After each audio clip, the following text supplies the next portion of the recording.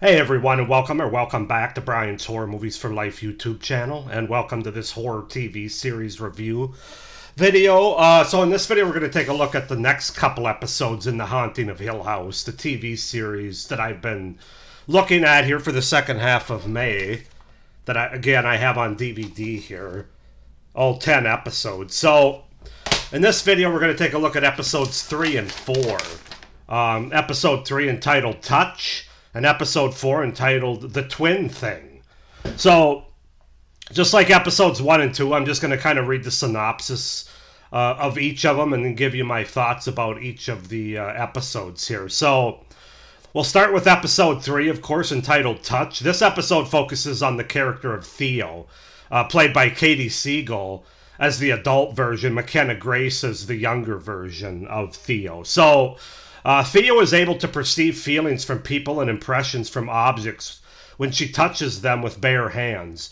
During their childhood in the house, Luke once begs her to let him ride in the dumbwaiter up to the top floor. When Theo presses the button, the dumbwaiter instead goes down, and Luke encounters a ghost that attacks him and is upset that the adults do not believe him.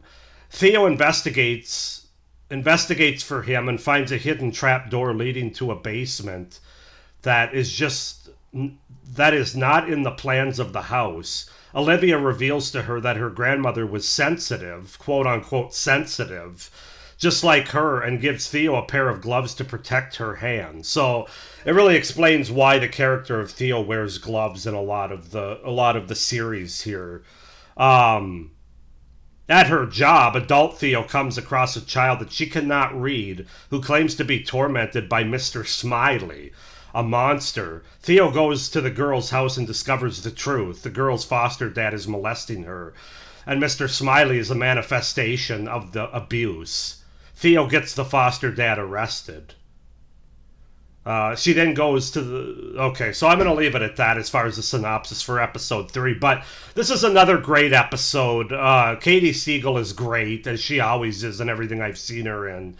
McKenna Grace is also very good as the young version of Theo, but it really, again, I just love the fact that these episodes we really get to know the characters in a very grounded kind of way, a very effective kind of way. It's just so good, man. It's just so good. I just can't say enough about it. All of these episodes are very engaging, very effective because of the performances, because of the writing more than anything. And we're just invested in these characters. And Theo is a great character, a very complex character, as all these characters are. But because of what happened when they were kids in Hill House, they obviously have some baggage, they have some issues. And Theo is no exception. But it's just a very effective way from child to adult and how we got there with her.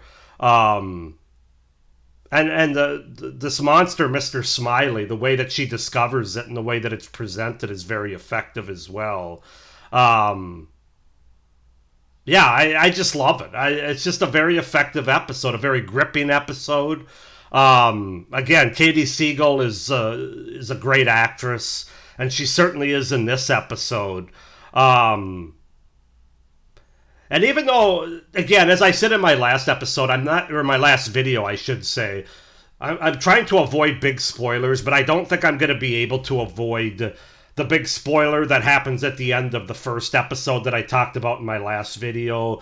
In my next video, I have a feeling I'm going to have to give that away. But let's just say one of the characters, one of the family members, something happens to them that all the other characters within the family are confronted with, and from their own point of view, their own perspective, and how it fits into their character. And it's just so good, man. It's tough to tap dance around this without giving away all the spoilers. So my suggestion before the next episode, which I'm going to have to give away a big spoiler here as far as the character that something happens to earlier on in this series, go watch the series. Go watch The Haunting of Hill House so that I don't spoil it for you. That's my warning to you. Because I'm not going to be able to keep it a secret throughout all these videos. I'm just not. So if you haven't seen the series and you want to see it, don't watch my review videos until you actually see the series. So with that being said, that's kind of episode 3 entitled Touch. Then we move on to episode 4 called The Twin Thing. And this focuses on Luke, who's one of the twins along with Nell. Luke and Nell are the youngest of the family children, and they're twins, basically, which I don't think I mentioned before. But child Luke is frustrated as only Theo believes him about the ghosts he sees, including his imaginary friend Abigail. Luke claims a bowler hat that his mother finds in the attic and wears it. Present Luke is now 90 days clean. Since birth, Luke and Nell are able to feel the other's physical ailments. Luke's best friend in rehab, Joey, flees to get high, and Luke follows her to get her back. Child Luke encounters the ghost of the abnormally tall man that comes to get its bowler hat back from him. Luke finds Joey, but begins feeling unnaturally cold and stiff. Lacking money for a place to stay, Luke breaks into Steven's apartment and steals items to sell, but is caught by Steven, who gives him money instead.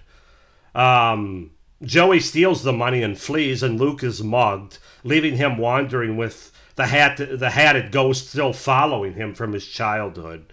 So again, we see this scene play out in the first episode that focuses on Steven, the oldest of the Crane children.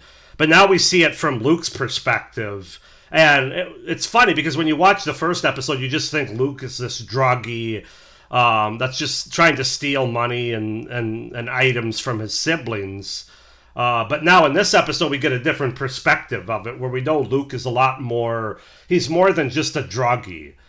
There's a lot more going on behind the surface there, and this episode really explains that. Again, another great episode. Oliver Jackson Cohen, who plays Luke Crane, the adult version, does a great job once again. And Julian Hillard, who plays the younger version of Luke, I thought does a really good job too, especially for being a child that's only 6 at the time that he plays this character. So this is another great episode that really, we get to see different perspectives of things that have taken place in the first episode, but now we get to see him from Luke's perspective, just as we saw him from Theo's perspective and Shirley's perspective and Steve's perspective. God, this show is just so good. I just keep coming back to that. I'm going to have an orgasm over this show by the 10th episode that I review and my overall thoughts about it, but you can probably already see it coming. But yeah, the twin thing is very good. It plays onto that whole idea of twins can sort of finish each other's sentences, and one can feel what the other is feeling or dealing with, and they certainly pick up on that and utilize that in this episode with Luke as it relates to Nell, his twin sister. But yeah, I just can't say enough about the character development and how the characters are written, how they're performed. Episodes 3 and 4 really bring that home. If episodes 1 and 2 didn't, which they do. What else do I want to say about it? I just think that, like I mentioned before, what I really love about this show is it shows the younger versions of these characters and some of the things they deal with in Hill House before they ultimately leave, and the tragedy that ensues, of how they get to where they are now as adults. And they just do that so well. The structure is just so well done in this show, as far as these characters and what they deal with is concerned. So, that's I think that pretty much sums up episodes 3 and 4. As I said, in the next video, I think I'm going to have to break a big spoiler. And I don't want to be the reason that you find out about it, so please, go watch this show. I believe it's still on Shudder, Netflix, maybe not on Shudder, but on Netflix. You should be able to find it. But this is a Trapped on the Island show. You need to own this show, frankly, the physical media for it, in my opinion. But please watch it, because in the next episode, when I talk about episodes 5 and 6, particularly episode 5, I'm going to have to give away a big spoiler. There's just no getting around it. That goes back to episode 1 and what happens to one of the characters in that. So that's just forewarning. But with that being said, I hope you enjoyed the review of episodes 3 and 4. touch and a twin thing. It's a twin thing. Please like this video, hit the little notification bell, and subscribe to my channel if you haven't already. It would really help me out for the future content of my channel going forward. With all that being said, I hope you're enjoying this journey into The Haunting of Hill House that aired in 2018 on Netflix. It's hard to believe it's already been out 8 years now. That's crazy. It's my second time going through and watching this series, and obviously my first time reviewing it on my channel. But yeah, with all that being said, thank you for watching. Stay tuned for future review videos for this series. And as always, stay scared. Bye.